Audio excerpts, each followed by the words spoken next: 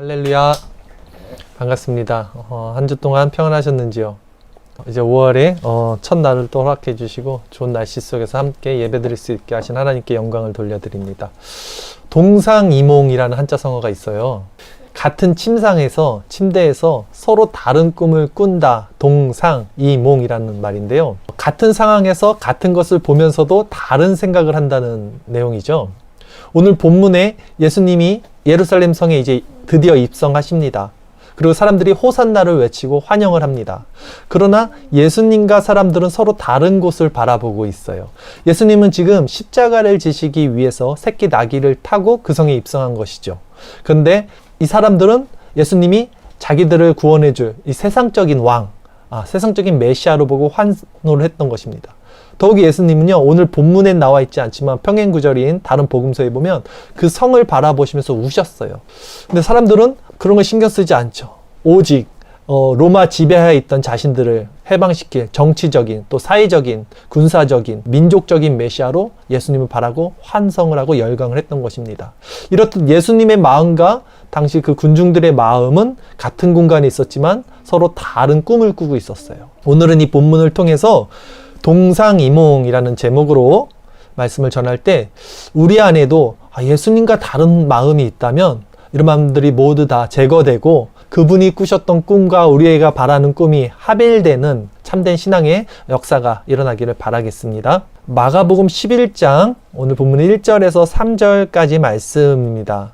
그들이 예루살렘에 가까이 와서 감난산 벳바게와 베다니에 이르렀을 때에 예수께서 제자 중 둘을 보내시며 이르시되 너희는 맞은편 마을로 가라. 그리로 들어가면 곧 아직 아무도 타보지 않는 나귀 새끼가 매어 있는 것을 보리니 풀어 끌고 오라. 만일 누가 너희에게 왜 이렇게 하느냐 묻거든 주가 쓰시겠다 하라. 그리하면 즉시 이리로 보내리라 하시니. 예수님 일행이 이제 예루살렘이 가까이 오고요. 그 동네에 이르렀어요. 벳바게와 베단이라는 동네에 이르렀는데 예수님께서 이제 제자 둘을 마을로 보내서 아직 아무도 타지 않은 나귀, 그 새끼 나귀가 있는데 그것을 풀어서 나에게로 가져오라 이렇게 명하셨습니다. 예수님께서 나귀 새끼를 준비하신 이유는 무엇일까요? 바로 구약 성경의 완성으로 예수님이 메시아로 온 것을 입증하기 위해서였어요.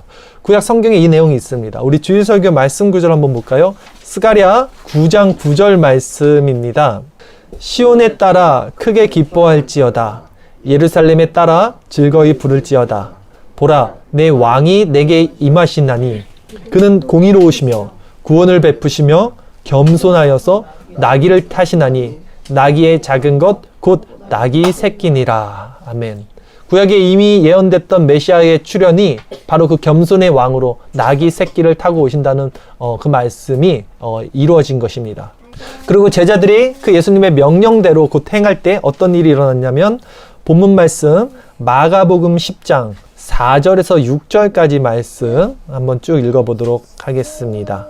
제자들이 가서 본즉 나귀 새끼가 문 앞 거리에 매어 있는지라. 그것을 푸니 거기 서 있는 사람 중 어떤 이들이 이르되 나귀 새끼를 풀어 무엇 하려느냐 하매 제자들이 예수께서 이르신 대로 말한데 이에 허락하는지라 라고 되어 있어요. 마가복음 11장 4절에서 6절 말씀인 거죠. 제가 잘못 적었습니다. 그대로 예수님의 말씀대로 이루어진 거죠. 지금 하나님의 속성 중에요 전지하심이라는 것이 있습니다. 전지하심이란 뜻이 모든 것을 다 아신다는 의미예요. 지금 예수님이 하나님이시잖아요. 그렇기 때문에 아시는 거예요. 앞으로 어떤 일이 일어날 것, 거기 가면 새끼 나귀가 있을 것, 그 나귀를 갖고 올려올 때 사람들이 어떻게 행동할 것, 그때 너희들이 어떻게 말해야 될 것까지도 다 가르쳐 주시는데 그대로 이루어지십니다. 이것을 통해서 우리는 예수님이 바로 하나님이신 것을 분명히 알 수가 있겠죠. 이제 예수님께서 그 새끼 나귀를 타시고요 예루살렘 성에 입성을 하십니다. 그럴 때 많은 사람들, 그 군중들이 이제 어떻게 행동했는지 살펴보겠습니다. 오늘 본문 마가복음 11장 7절에서 마지막 10절까지 말씀, 나귀 새끼를 예수께로 끌고 와서 자기들의 겉옷을 그 위에 얹어 놓음에 예수께서 타시니 많은 사람들은 자기들의 겉옷을 또 다른 이들은 들에서 벤 나뭇가지를 길에 펴며 앞에서 가고 뒤에서 따르는 자들이 소리 지르되 호산나 찬송하리로다. 주의 이름으로 오시는 이여 찬송하리로다. 오는 우리 조상 다윗의 나라여 가장 높은 곳에서 호산나 하더라 했어요. 호산나라는 말 많이 들어보셨죠? 네, 호산나라는 말은요, 우리를 구원하소서라는 히브리어 호시아나를 음력한 거예요. 호산나가 히브리어입니다. 자, 이스라엘 사람들은요, 찬양과 기쁨, 또 환호와 승리의 의미로 함축된 구어로서 이 호산나를 사용했어요. 또한 겉옷과 지금 벤 나뭇가지를 베었다는 거예요. 그것은 종려나뭇가지예요. 그러니까 야자수 있죠. 그것을 베어서 흔들고 또 길에 펴서 환영하는 모습을 보였습니다. 자기의 겉옷이 되게 중요하다 그랬잖아요. 이스라엘 사람들에게는. 또 그런 것들을 바닥에 깔고 또 종려나뭇가지를 흔드는 것은 왕이 입성할 때, 승리의 입성을 찬양할 때 그런 행동을 하는 건데, 바로 예수님을 바로 왕으로, 임금으로 생각했기 때문에 그렇게 칭송하고 열광했던 것입니다. 그래서 우리가 프랑스 칸 영화제에서 보면요, 황금 종려상이라는 게 있어요. 그래서 종려상이 바로 이 종려나무, 지금 그 야자수 흔든 거 있죠? 그것을 의미하는 거예요. 왜냐면 그게 바로 승리와 명예와 어떤 부활을 상징하는 영광이기 때문에 지금 예루살렘에 있는 사람들도 그 종려나무를 흔들면서 예수님을 환호했다라는 것입니다. 그런데 조금 이상한 게 있어요. 생각해 보시면 예수님 지금 무엇을 타고 입성하셨죠? 나귀, 새끼. 나귀가 당나귀예요. 제가 검색을 해봤어요. 이스라엘 당나귀의 모습을. 근데 어떻게 생겼냐면 굉장히 작아요. 당나귀 자체가. 근데 아직 한 번도 뭐 일을 해보지 않은 새끼 나귀는요 더 작습니다. 그러니까 사실 사람이 타기는 어려운, 특히 성인 남자가 타기에는 좀 더 웃긴, 아마 다리가 질질 끌렸을 거예요. 그 정도로 작아요. 옛날에 우리 장난감 중에 아시는지 모르겠는데 호피티인가요? 아세요? 이렇게 말 타는 거 있잖아요. 저 어렸을 때 그거 되게 좋아했는데 그거 타면 다리가 너무 기니까 다리로 끌고 다니잖아요. 마치 예수님도 아마 다리가 땅에 질질 끌렸을 거예요. 근데 그런 우스꽝스러운 새끼 나귀를 타고 지금 입성을 하고 있었습니다. 근데 더욱 아이러니한 게 뭔지 아세요? 그 안에 있던 군중들이 지금 막 환호를 하고 있어요. 그 환호를 왜 했습니까? 왕의 입성이잖아요. 그래서 호산나를 부르면서 환호했다는 거예요. 근데 원래 왕이 그 개선 행진을 하고 승리해서 뭐 입성할 때는 백마나 아주 큰 멋있는 말들을 타고 하거든요, 당시에는. 근데 지금 정말 그 초라한, 너무나 우스꽝스러운 모습으로 예수님이 입성했는데도 그것을 이상하게 보거나 왜 저러지라는 사람이 있기보다는 너무나 좋아서 열광하고 있다는 모습을 우리는 볼 수 있어요. 다시 한번 말씀드리지만 예수님이 왜 새끼 나귀를 타고 지금 예루살렘 성에 입성했죠? 바로 겸손의 왕으로 구약의 약속, 언약의 성취를 이루시기 위해서, 즉 십자가를 지시기 위해서 그 낮은 자의 모습으로 예루살렘 성에 입성한 거예요. 근데 군중들은 왜 지금 호산나를 외쳤죠? 왜 예수님을 열렬하게 환호했죠? 바로 자신들을 당시 로마 통치 아래에 있던 속국, 속박에서 해방시키고 이스라엘을 다시 다윗 왕조의 영광으로 강한 나라로 세워줄 군사적, 정치적, 사회적, 경제적, 민족적 메시아로 예수님을 바라보았기 때문에 예수님께 열광한 거예요. 그래서 뭐라 그랬어요? 이 사람들이 지금 우리 조상 다윗의 나라여 라고 말하잖아요. 그 다윗 왕조 때 가장 이스라엘이 번성했던 때거든요. 그 메시아로 예수님을 바라봤기 때문에 이렇게 찬양한 거예요. 그러니까 지금 같은 상황을 통해서도 예수님과 군중들은 다른 꿈, 즉 동상이몽을 하고 있는 장면입니다. 예수님은 단지 그들이 원하는 그런 세상적인 어떤 그런 메시아로 온 것이 아니라 죽음의 권세 아래 묶여있는 모든 주님의 백성들, 죄인들을 구원하시려는 만왕의 왕이요 만주의 주 되신 그리스도, 메시아로서 이 땅에 십자가를 지시기 위해서 예루살렘에 입성한 거였어요. 그런데 군중들은 예수님을 자신들의 꿈과 이상과 목적을 실현시켜줄 어떤 수단, 방법, 그런 세상적인 메시아로 알고 있었다는 거죠. 그러기에 자신들이 바란 그 꿈이 깨어졌을 때 오히려 예수님께 모두 등을 돌립니다. 그렇게 호산나 찬양했던 사람들이 예수님이 십자가에 지실 때는 아무도 남아있지 않고 오히려 같이 동조해서 예수님을 십자가에 못 박으라고 소리를 지르는 자들이 된다는 것입니다. 근데 아까 제가 예수님의 속성 중에 전지하심이 있다 그랬죠. 예수님은 모든 것을 다 아세요. 왜? 예수님은 하나님이시니까. 그러면 이 지금 환호하고 있는 호산나를 외치는 그 모든 군중들이 곧 얼마 지나지 않아 며칠 후에 자신을 그렇게 십자가에 못 박으라고 외치는 그 자들이라는 것을 예수님이 아셨을까 몰라셨을까? 아셨겠죠, 당연히. 전지하시니까. 그렇다면 그 사실을 알고도 지금 그 열광하는 모습 가운데로 지금 예수님이 그 새끼 나귀를 타고 입성하실 때 그 예수님의 지금 그 심정, 마음은 어땠을까요, 여러분? 오늘날 교회 안에 있는 많은 이들이요, 어떤 마음으로 예수님을 찬송하고 있을 것 같아요? 우리가 막 찬양하면 눈물도 흘리고 두 손도 들고 막 춤도 추고 이렇게 찬양을 하잖아요. 물론 좋죠. 근데 그것만으로 정말 온전한 찬양이 들어지는 것인가? 그렇다면 오늘 이 본문에서 종려나무 흔들고 겉옷을 땅에 깐 그 사람들의 모습도 예수님을 찬양한 거잖아요.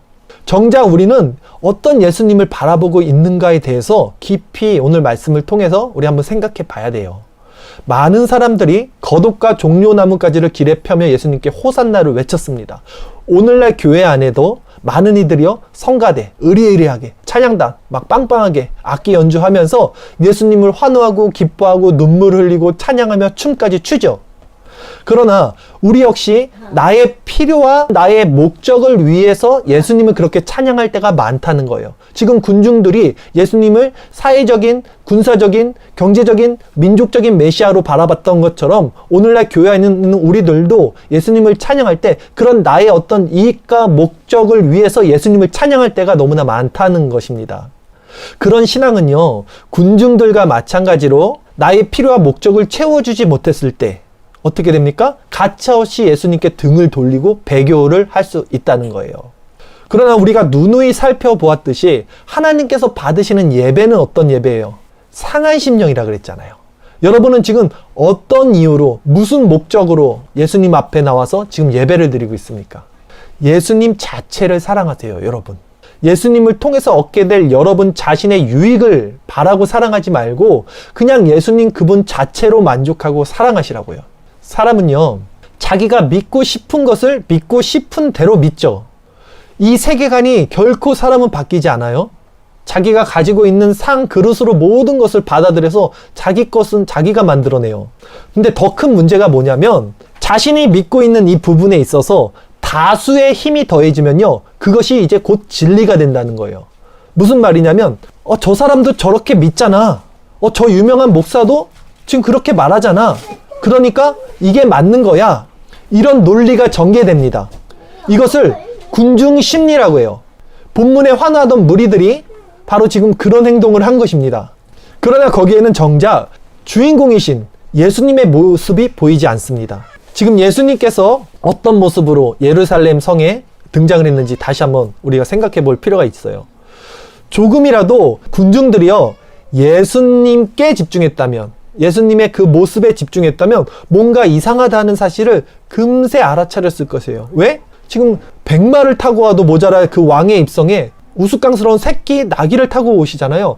왜 저런 걸 타고 오시지? 막 그 환호에 기뻐하고 의기양양해야 될 예수님의 그 표정에 왠지 모를 기뻐하지 않는 얼굴 표정이 있을 거예요. 왜냐면 예수님 지금 눈물을 흘리시면서 그 자리를 통과하셨거든요.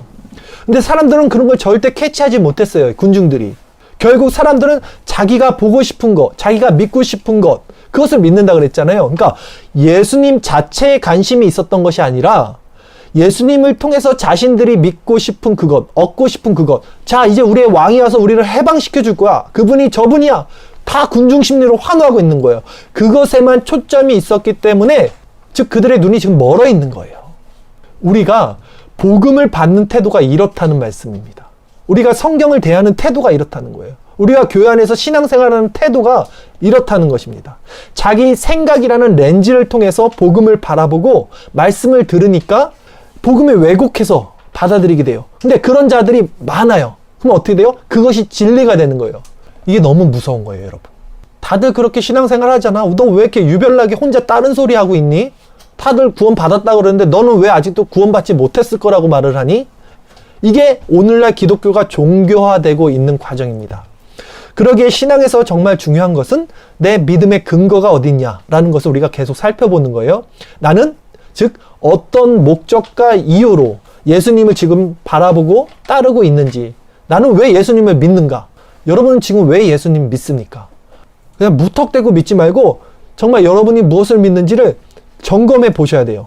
다시 한번 말씀드리지만 예수님 자체를 바라보고 사랑해야 됩니다. 그리고 따라야 돼요. 거기에 어떤 조건이나 어떤 목적을 부여해서는 안 됩니다. 예수님을 통해서 얻으려는 여러분 자아가 있어요. 그것을 사랑하지 말고 예수님 그분 자체를 사랑하세요. 예수님은 그 자체로 영광 받으실 분이에요. 왜? 예수님은 하나님이시니까. 우리가 부모를 사랑하는데 부모가 나한테 뭘 해줬으니까 사랑하는 게 아니잖아요. 하나님은 하나님이시기 때문에, 우리는 피조물이기 때문에 우리 하나님을 찬양하는 거지, 나에게 뭐 복을 주시기 때문에, 나를 구원해 주시기 때문에, 그거는 부가적인 거예요. 예수님 자체로 우리는 예수님을 바라보고 예수님 그분 자체로 만족해야 되는 거예요. 그것이 원래 인간에게 주어진 본분이에요. 그리고 인간에게 주어진 인간의 본연의 자리라는 거예요. 그것이. 그러면 우리가 어떻게 아무 조건도 없이 이렇게 예수님 그분 자체만으로 만족하고 사랑하고 그분을 섬길 수 있게 되겠습니까, 여러분? 우리가 누군가를 사랑할 때 한번 생각해 보세요. 여러분, 사랑해 본 적 있어요? 누군가를 정말 사랑하게 되면요, 언제 사랑하게 되냐면요, 얼굴이 예쁘다고 사랑하지 않아요. 그 사람의 마음을 사랑하게 되는 거예요. 그 사람의 마음이 공유가 될 때, 나의 마음과 이렇게 공유가 될 때, 즉 그 사람이 어떤 사람인지 그 사람의 내면까지 내가 진정 알게 되면 우리가 그 사람의 마음을 사랑하게 돼요. 아니에요? 아닌가 보네. 얼굴 보고 사랑합니까, 다들? 그러니까 지금 무슨 말씀 드리는 거냐면, 말씀을 통해서 예수님을 묵상할 때 예수님의 마음을 묵상해야 된다고요. 우리가 성경을 통해서 예수님의 마음을 묵상해야 돼요. 그분의 어떤 분이신지 알게 될 때 우리가 진정 예수님을 사랑할 수 있게 된다는 거예요.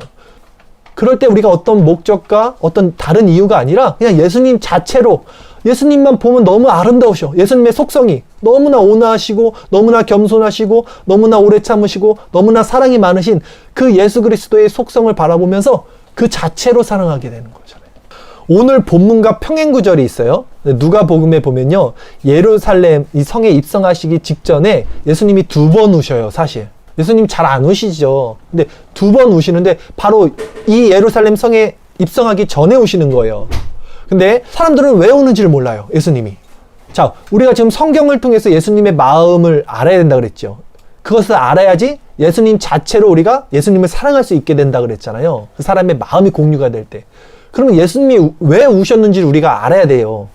예수님이 그냥 우셨구나. 그러고 끝나면 우리는 예수님을 진정 사랑하는 자들이 아니에요. 어떻게 그 사람의 마음이 공유되지 않았는데 사랑한다고 말해요? 그거는 우리의 렌즈로 그냥 내가 사랑한다고 생각하는 거예요. 왜? 나의 어떤 이유와 목적을 얻기 위해서 그를 사랑하는 거지 그분 자체를 사랑하는 게 아니에요. 그러니까 이제 살펴볼 본문 말씀에서 예수님이 우는 장면을 통해서 예수님이 왜 우셨는지 그 마음이 공유가 돼야 된다는 거예요. 주의 설교 말씀 구절 살펴보겠습니다. 누가복음 19장 41절에서 44절까지 말씀입니다. 가까이 오사 성을 보시고 우시며 이르시되 너도 오늘 평화에 관한 일을 알았더라면 좋을 뻔하였거니와 지금 내 눈에 숨겨졌도다. 날이 이를지라 내 원수들이 두 눈을 다 쌓고 너를 둘러 사면으로 가두고 또 너와 및 그 가운데 있는 내 자식들을 땅에 메어치며 돌 하나도 돌 위에 남기지 아니하리니 이는 내가 보살핌 받는 날을 알지 못함을 이남이니라 하시니라 라고 예루살렘 성에 입성하기 전에 우셨어요. 이 백성의 죄성을 예수님이 바라보고 안타까운 심정에서 우신 겁니다. 또 예수님이 우신 적이 있어요. 바로 그 직전에 그 장면도 한번 살펴볼까요? 주의 설교 말씀 구절 요한복음 11장 32절에서 40절인데 이게 좀 길어요. 제가 이거는 읽어드릴게요. 마리아가 예수 계신 곳에 가서 배웠고 그 발 아래에 엎드려 이르되 주께서 여기 계셨더라면 내 오라버니가 죽지 아니하였겠나이다 하더라. 예수께서 그가 우는 것과 또 함께 온 유대인들이 우는 것을 보시고 심령에 비통히 여기시고 불쌍히 여기사 이르시되 그를 어디에 두었느냐 이르되 주여 와서 보옵소서 하니 예수께서 눈물을 흘리시더라. 이에 유대인들이 말하되 보라 그를 얼마나 사랑하셨는가 하며 그중 어떤 이는 말하되 맹인의 눈을 뜨게 한 이 사람이 그 사람은 죽지 않게 할 수 없었더냐 하더라. 이에 예수께서 다시 속으로 비통히 여기시며 무덤을 가시니 무덤이 구리라 돌로 막았거늘 예수께서 이르시되 돌을 옮겨 놓으라 하시니 그 죽은 자의 누이 마르다가 이르되 주여 죽은 지가 나흘이 되었음에 벌써 냄새가 나나이다. 예수께서 이르시되 내 말이 내가 믿으면 하나님의 영광을 보리라 하지 아니하였느니라 하시니 라는 본문 구절이 있었어요.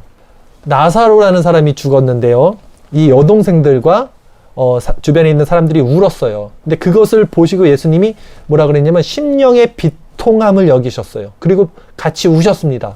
그 이유가 왜였냐면 죽음의 권세 아래 묶여있는 사람들을 불쌍히 여기셨어요. 너무 안타까운 마음에 예수님이 우신 겁니다. 바로 이 직전에 어떤 일이 있었냐면 예수님께서 그 마르다라는 여인에게 부활에 대해서 말씀하세요. 그러니까 오빠가 죽었잖아요. 슬퍼할 필요 없어. 나를 믿는 자는 죽어도 살겠고 살아서 믿는 자는 영원히 죽지 않을 것이다. 이것을 내가 믿느냐? 라고 그랬을 때 마르다가 뭐라 그랬냐면 내가 믿사옵나이다 라고 그래요. 믿는다 그래요. 부활을. 믿으면 어떻게 돼요? 슬퍼하면 안 되잖아요. 그래 놓고 곰방 아까 우리가 읽었던 대로 마르다가 또 뭐라 그러냐면 죽은 지 나흘이 되었어서 이제 냄새가 나는데 어떻게 다시 살리겠습니까? 또 이러고 있는 거예요. 예수님이 그것을 보고 또 비통하게 여기시는 것입니다. 분명히 마르다는 예수님의 말씀을 믿는다고 했으면서도 믿음이 없었던 거죠. 더군다나 예수님께서 지금 눈물을 흘리셨잖아요. 근데 그것을 보고 사람들이 우는 모습까지도 오해를 해요. 주의 설교 말씀 구절 요한복음 11장 36절 37절 이에 유대인들이 말하되 보라 그를 얼마나 사랑하셨는가 하며 그중 어떤 이는 말하되 맹인의 눈을 뜨게 한 이 사람이 그 사람은 죽지 않게 할 수 없었더냐 하더라. 사람들이 그러는 거예요. 예수님이 우니까 야 정말 사랑했나 보다 저 나사로를. 또 어떤 사람들은 야 맹인의 눈을 뜨게 했던 그 기적을 행했던 저 사람이 죽은 사람은 못 살리나 보다. 그래서 우나 보다. 이렇게 오해를 하고 있는 거예요. 그러니까 그 모습을 또 보고 예수님 마음이 어떻겠어요? 주의 설교 말씀 구절로 한번 볼게요. 요한복음 11장 38절 이에 예수께서 다시 속으로 비통히 여기시며 무덤에 가시니. 또 비통히 여기시는 거예요. 이게 바로 동상이몽이죠. 사람들이 예수님의 말씀을 모르는 거예요. 예수님이 분명히 부활에 대해서 말씀을 하셨고 알아듣는 것처럼 믿습니다라고 했고도 또 돌아가서는 울고 있고 그것을 보고 너무 안타까워서 예수님이 우니까 또 예수님이 우는 그 모습을 보고는 그 또 왜 우는지를 이해를 못하는 거예요. 예루살렘 성에 지금 입성하기 전에 예수님이 우셨던 이유도 마찬가지로 결국 우리들의 무지함 때문에 우셨던 거예요. 그 무지함과 죄로 인해 멸망받을 예루살렘 성을 바라보면서 안타까운 마음에 우셨던 겁니다. 예수님이 왜 우셨는지에 대해서 우리가 정말 깊이 있게 묵상해야 돼요. 오늘 설교 말씀이 끝나더라도 여러분 예수님이 왜 우셨는지 마음을 모르면 여러분 예수님의 마음을 공유한 자가 아니에요. 예수님의 마음을 공유하지 못하면요 여러분 예수님 자체만으로 예수님을 사랑할 수 없어요. 다 눈물마다 다르겠지만 눈물에는 힘이 있어요. 분명히. 그쵸? 진정성이라는 게 들어가잖아요. 사역을 하면서 제가 이제 눈물이 날 때가 종종 있습니다. 막 울 때가 있어요. 근데 제가 왜 언제 우냐면 안타까울 때 울어요. 그 어떤 영혼들을 바라보는데 너무나 안타까워요. 그래서 나도 모르게 눈물이 흐르는 거예요. 그 영혼들을 보면서. 근데 재밌는 것은 너무나 안타까워서 제가 우는데 정작 그분들은 제가 왜 우는지 몰라요. 그리고 저한테 다르게 얘기를 해요. 꼭. 뭐 힘든 거 있으면 말씀하세요. 같이 기도드릴게요. 내가 힘들어서 우는 게 아니라 그 지금 예수님이 안타까운 그 사람들의 보는 것처럼 말씀을 전할 때 알아듣지 못하는 것이 너무나 안타까워서 그 영혼들을 보고 우는 건데 정작 그들은 몰라요. 오늘 예수님이 왜 눈물을 흘리셨어요? 깨닫지 못하는 이스라엘 백성 때문에 흘렀죠. 그 자가 바로 나라는 것을 우리가 알아야 돼요. 이 말씀은 저 집사가 들어야 되는데 그게 아니라 이 말씀이 내가 돼야 되는 거예요. 예수님이 우신 이유가 바로 나 때문이었다는 것을 깨닫지 못하면 우리는 예수님의 마음을 절대로 공유할 수 없습니다. 그리고 예수님의 마음을 공유할 수 없다면 그분을 인격적으로 사랑할 수 없어요. 하나님은 정말 그분의 마음을 우리가 아는 것을 원해요. 정말 원하는 것은 하나님이 원하는 것은 지금 여러분들이 여기 앉아서 예배드린 거 아니에요. 나는 제사를 원치 아니에요. 나는 인애를 원한다고 예수님이 그래요. 나는 번제를 원치 않는다 그래요. 내가 정말 원하는 것은 너희들이 내가 여호와 하나님 너희 창조주 너희 아버지 이것을 아는 것을 원한다는 거예요. 정말 성경이 우리에게 말하는 것은 하나님이 누군지를 알라는 거예요. 근데 우리는 몰라요. 얼마나 안타깝습니까? 예수님이 그것을 보고 너무나 안타까워서 우셨던 거고, 저도 여러분들을 보면서 그 모습에 너무나도 안타까운데 정작 우리들은 몰라요. 근데 이 안타까운 마음이, 그 하나님의 안타까움이요, 성경에 그대로 나타납니다. 주의 설교 말씀 구절 한번 볼까요? 로마서 8장 26절 말씀 우리 같이 읽겠습니다. 이와 같이 성령도 우리의 연약함을 도우시나니 우리는 마땅히 기도할 바를 알지 못하나 오직 성령이 말할 수 없는 탄식으로 우리를 위하여 친히 간구하시느니라. 우리는 무엇을 구하는지도 몰라요. 쉽게 해서 우리가 기도를 몰라요. 무엇을 어떻게 기도해야 되는지를 몰라요. 왜 기도를 몰라? 그냥 내가 구하는 거지. 그거 기도 아니에요. 기도는 뭐냐면 하나님의 마음이 나에게 완전히 공유가 돼서 하나님의 뜻이 나의 입술과 공유돼서 그것이 이루어지는 게 기도예요, 여러분. 근데 그걸 모르는 거예요. 뭘 기도하는 건지도 모르는 거예요. 그래서 마땅히 기도할 바를 알지 못해서 성령이 우리 안에 내주하고 계시잖아요. 탄식하는 거예요. 예수님이 우시는 거예요. 오늘 예루살렘에 입성하는 예수님의 모습을 살펴봤어요. 그 모습은 분명히 왕의 입성이고 승리의 입성이었어요. 사람들은 열렬히 환호했고 환영했고 열광했습니다. 물론 그것은 예수님이 받으시기 합당한 모습이었고 결과였습니다. 예수님은 그 환영과 환대를 받으시기 마땅하신 분이었죠. 그러나 예수님과 군중들 사이에는 어떤 인격적 관계가 형성되지 않았습니다. 지금 군중들이 호산나를 외침은 결국 예수님 그 자체를 사랑한 것이 아니라 예수님을 바라보고 예수님을 통해서 내가 얻게 될 자신의 목적과 성취를 추구하는 것이었어요. 그리고 그것이 군중 심리가 될 때 그것이 너무나 위험하고 무섭다는 것을 우리는 또한 살펴봤습니다. 우리가 다른 어떤 목적이나 이유가 아닌, 그러면 예수님 그 자체만으로 만족하고 기뻐하고 그분을 따를 수 있는 이유는 어떻게 가능합니까? 인격적으로 그분의 마음을 공유하고 알 때 가능하다고 그랬어요. 그러면 우리가 그것을 위해서 어떻게 해야 됩니까? 말씀을 묵상해야 돼요. 그래서 그분의 마음이 공유가 돼요. 예수님의 눈물을 흘리게 했던 그 사람이 바로 오늘 성경에 나오는 그 군중들이 아니라고요. 지금 여러분들과 저라고요. 근데 우리는 이 말씀은 저 집사가 들어야 되는데 지금도 여전히 그러고 있고 이건 나에게 주는 말씀이 아니야 라고 생각하고 있어요. 우리의 무지가 우리의 눈을 가리고 있어요. 지금도 안 들려. 왜? 내가 듣고 싶은 것만 듣거든. 사람들은 절대 이 세계관이 바뀌지 않거든요. 그러면 예수님은 어떻습니까? 더 비통한 거예요. 더 슬픈 거예요. 예수님은 그 모습을 보면서 또 예수님께서 흘린 눈물이 바로 나의 무지와 나의 어리석음 때문이라는 것을 알게 될 때 비로소 우리는 어떤 마음의 상태가 되냐면 겸비한 심령으로 내려가져요. 그리고 이제 어떠한 다른 이유가 아닌 예수님만으로 만족하고 예수님을 이제 따를 수 있는 겸손한 자들이 됩니다. 이제 우리는 그리스도의 마음을 가진 자예요. 지금 이 말씀이 우리 안에 계시는 성령으로 말미암아 여러분들에게 알려주실 거예요. 성령께서 지금 이 말씀이 어떤 말씀인지 여러분의 심령 가운데 말씀해 주실 것입니다. 그러기에 우리는 이제 앞으로 더 예수님의 마음을 근심시켜 드리는 자가 되면 안 되겠죠. 우리가 사랑하는 사람의 마음을 근심시키고 싶지 않잖아요. 마찬가지라는 거예요. 더 이상 신앙생활하면서 동상이몽하면 안 되겠죠. 예수님의 마음 없이 신앙생활하면 안 되겠죠. 예수님의 마음이 어디 있는지, 예수님이 바라보는 것이 무엇인지 그것에 초점을 가져야겠죠. 예수님과 같이 낮아진 마음으로 오늘 본문에 나왔던 그 순결한 새끼 나귀처럼 예수님이 가시는 그 길에 함께 동행하고 쓰임을 받는 순전한 그리스도의 아름다운 도구가 되어야겠죠. 그러기 위해서 우리는 반드시 그리스도의 말씀을 묵상하는 자들이 되십시오. 예수님의 그 흘리셨던 눈물의 의미가 무엇인지를 계속해서 묵상하는 자들이 되십시오. 그것이 바로 나 때문이었구나를 사실을 더욱더 뼈저리게 마음에 새기는, 날마다 새기는 자들이 되십시오.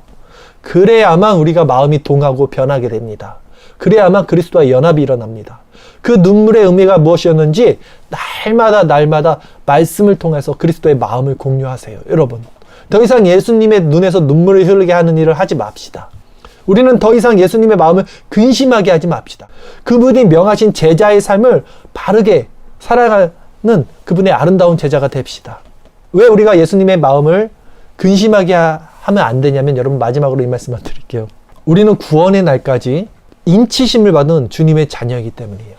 구원을 받은 자로서, 인치심을 받은 자로서 그분의 마음을 아프게 하면 안 되는 거예요. 그렇기 때문에 에베소서 4장 30절에서 32절 말씀을 한번 읽을게요. 읽고 오늘 말씀 설교를 마치도록 하겠습니다. 하나님의 성령을 근심하게 하지 말라. 그 안에서 너희가 구원의 날까지 인치심을 받았느니라.